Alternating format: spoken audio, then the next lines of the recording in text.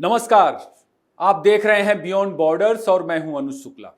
पाकिस्तान में इस वक्त अजीब सा सिलसिला शुरू हुआ है, भूकंपों का सिलसिला। क्या पाकिस्तान की जमीन के नीचे कुछ ऐसा पक रहा है जिसे दुनिया से पाकिस्तान की सरकार और पाकिस्तान की सेना छिपा रही? असल में जून के पहले हफ्ते में पाकिस्तान के कुछ शहर कई बार कांपे और इत्तेफाक यह है कि इन सारे के सारे पाकिस्तानी शहरों का न्यूक्लियर आर्सेनल के साथ कोई ना कोई कनेक्शन है। इनमें कराची शहर 30 बार कांपा और वो भी सिर्फ 6 दिनों के अंदर, जून के पहले हफ्ते में। अब सवाल है कि क्या ये कुदरती झटके थे या फिर किसी गहरे रहस्य की दस्तक? मलीर से कोरंगी, डीएचए से गद्दाफ तक जमीन बार बार हिली दोस्तों। और शुरू में लोग बोले अरे ये तो मामूली झटके भर हैं बस, लेकिन 36 घंटे में 13 झटके, कुछ तो गड़बड़ है। सबसे बड़ा सवाल है कि क्या 36 घंटों में 13 झटकों को मामूली माना जा सकता है? जून 2025 के पहले हफ्ते में कराची थरथरा उठा और एक दो बार नहीं बल्कि 6 दिन में करीब करीब 30 से ज्यादा बार भूकंप के झटके आए, मलीर से लेकर कोरंगी तक। सवाल यह है, क्या यह सिर्फ जमीन के नीचे से आने वाली कोई चेतावनी भर है या फिर इन सब के पीछे कुछ और बड़ा, कुछ और रहस्य छुपा हुआ है? दोस्तों, आज पाकिस्तान में जो भूकंप आ रहे हैं उसके पीछे क्या कुछ है उसके बारे में बात करेंगे।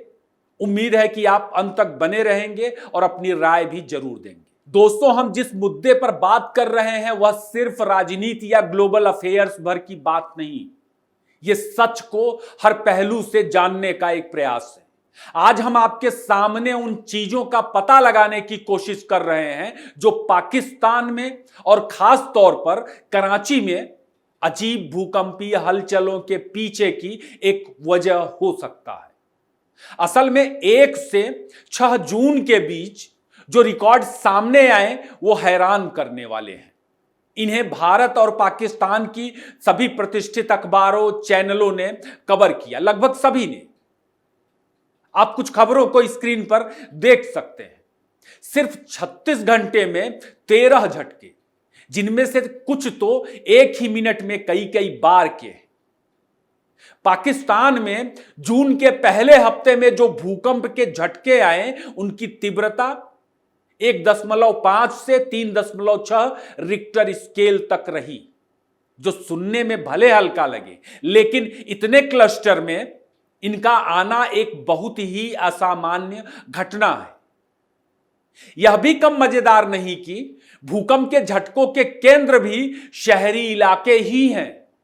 मलीर, कायदाबाद, लांधी जैसे क्षेत्र। इनके आसपास के ग्रामीण या दूर दराज के क्षेत्रों में झटके नहीं महसूस हुए। दोस्तों, पाकिस्तान में जो भूकंप के झटके आए उनकी गहराई भी ध्यान देने लायक है। ज्यादातर बहुत उथली और सिर्फ 2 से 20 किलोमीटर के बीच, जो आमतौर पर सतही या कृत्रिम गतिविधियों की पहचान होती है। यह साबित होता है 2 से 20 किलोमीटर की दूरी तमाम चीजों पर संदेह पैदा करने के लिए पर्याप्त है। भूकंप के इन झटकों का मामला सिर्फ कराची तक सीमित नहीं, मई में क्वेटा, अस्वत और पाकिस्तान के पंजाब में कुछ हिस्सों में भी इसी तरह के झटके दर्ज किए गए। और ये इलाके एयरबेस और न्यूक्लियर फैसिलिटीज के आसपास है पाकिस्तान की, जैसे क्वेटा का समांगली एयरबेस, कराची का मसूर एयरबेस और मलीर कैंट, और कराची का न्यूक्लियर पावर प्लांट कानूप। दोस्तों, 2 जून को 3.6 तीव्रता वाला झटका मलीर जेल की इमारत को भी नुकसान पहुंचा गया। और आपने देखा होगा कि भूकंप के इन झटकों का फायदा उठा के करीब 216 कैदी पाकिस्तान की जेल से भाग निकले, जिनमें से कई खूंखार आतंकी भी थे। अब यह एक सवाल हो सकता है कि क्या यह सिर्फ खराब निर्माण था या फिर एक सोची समझी रणनीति का हिस्सा जेल ब्रेक?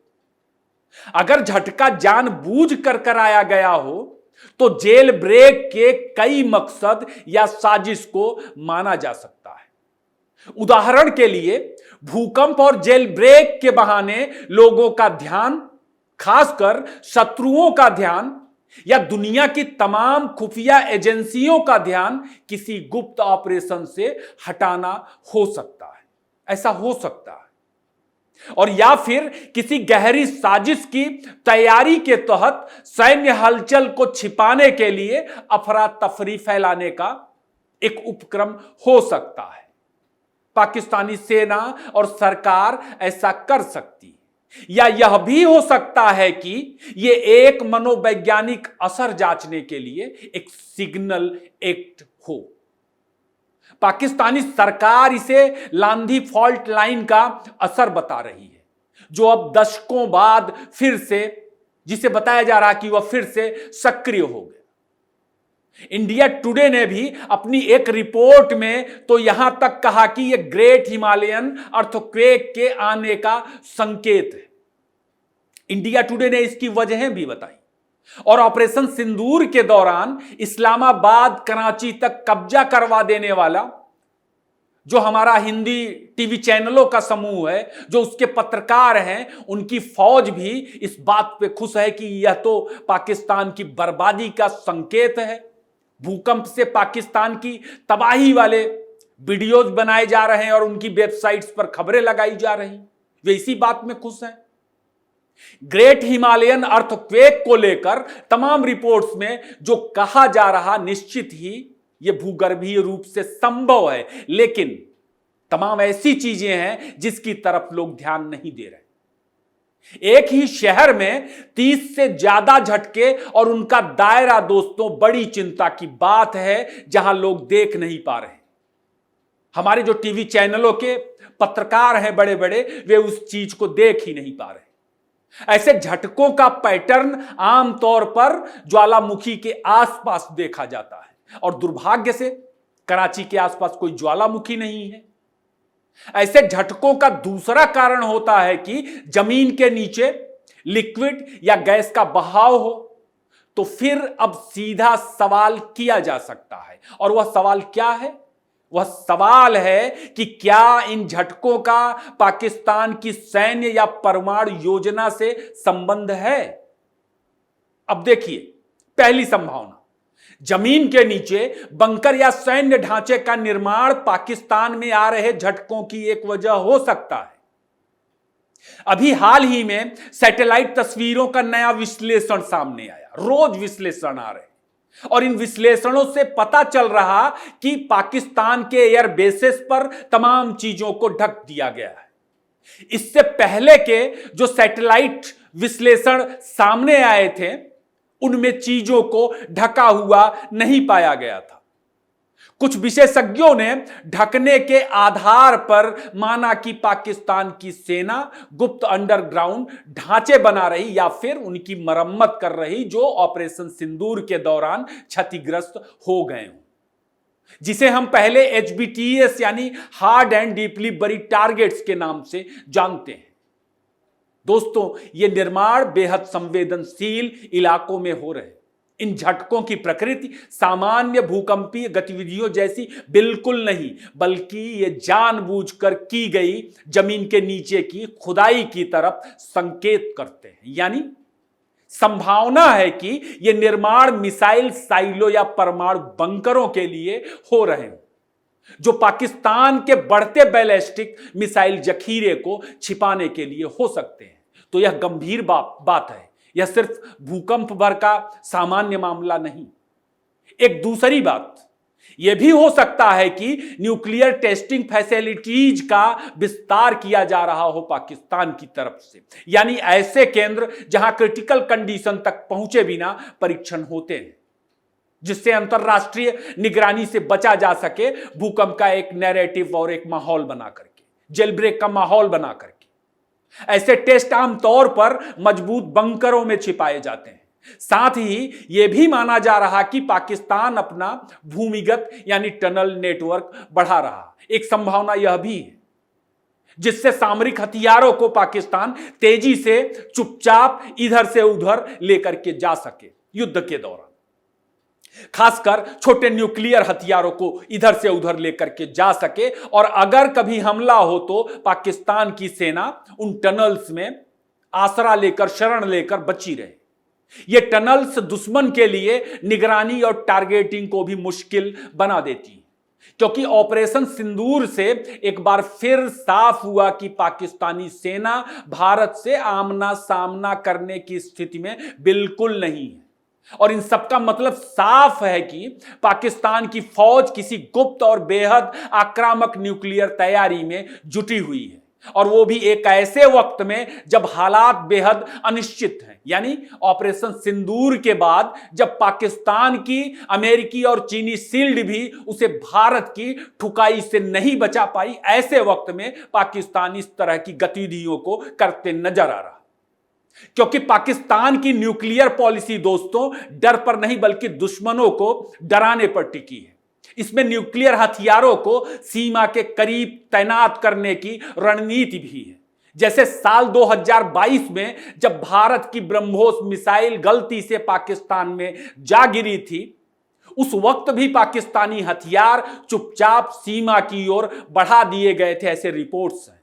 लेकिन इस बार मामला और गंभीर हो सकता है, क्योंकि ऐसा लग रहा कि पाकिस्तान अब सीधे आबादी वाले इलाकों के बीच उनके नीचे अपने हथियार छिपा रही, अपने ठिकाने बना रही। किससे? दुश्मन से बचने के लिए, उन्हें शील्ड की तरह इस्तेमाल करने के लिए। पाकिस्तान का जो डेलीगेशन दुनिया भर में घूमा, आप उसका भी नैरेटिव देख लीजिए। वे बार बार लगातार कह रहे हैं कि भारत ने उनके रिहायशी इलाकों को निशाना बनाया, सिविलियन के बीच आतंकियों के ठिकाने। लादेन को भी पाकिस्तान ने आम सिविलियंस के बीच रखा था, इसी तरह से छिपाया था। अब उनका सामरिक गोदाम भी आबादी के नीचे बन रहा, जो जंग की हालत में दोस्तों निश्चित ही एक मुश्किल टारगेट माना जा सकता है। कैसे? इसे आप गजा की घटनाओं से देख सकते हैं। असल में चीजें दुनिया का ध्यान बटाने के लिए इस तरह की रणनीतियों से विक्टिम कार्ड खेला जाता है। दोस्तों, ये लगभग वही रणनीति है जो हमास अपनाता है, लेकिन हमास की रणनीति से भी ज्यादा खतरनाक, क्योंकि पाकिस्तान के मामले में न्यूक्लियर एंगल को आप नजरअंदाज नहीं कर सकते। ऐसी रणनीति के लिए जमीन के नीचे मजबूत ढांचे चाहिए होते हैं। तो पाकिस्तान कुछ ना कुछ पका रहा, जो वहां पर भूकंप के झटकों की वजह है। जमीन के नीचे बंकर, मिसाइल चैम्बर, सुरंग, ये सब निर्माण कार्य खुद ही झटकों की वजह से बनते हैं। बिना इस तरह के बड़े झटकों के इस तरह के बड़े निर्माण नहीं किए जा सकते। जिस तरह के झटके आ रहे, उससे पता चलता है कि यह टेक्टोनिक मूवमेंट नहीं है, बल्कि इंजीनियर्ड भूकंप है, कृत्रिम। बाकी पाकिस्तान को इतना ध्यान रखना चाहिए कि दुनिया में ऐसे हथियार भी हैं जो जमीन में पहले सुराग करते हैं और उसके पीछे से एक मिसाइल आती है, यानी बंकर भी सुरक्षित नहीं है। भारत के पास भी ऐसे हथियार हैं। तो जवाब भारत के पास भी है, लेकिन यह एक चिंताजनक मसला है जिसे भारत और पूरी दुनिया को देखना चाहिए। वीडियो यहीं खत्म करते हैं। आपको कैसा लगा जरूर बताएं। इसे ज्यादा से ज्यादा लाइक और शेयर कर लें। फिर किसी नए विषय के साथ मुलाकात होगी। आपने इतना वक्त दिया, आपका बहुत बहुत धन्यवाद।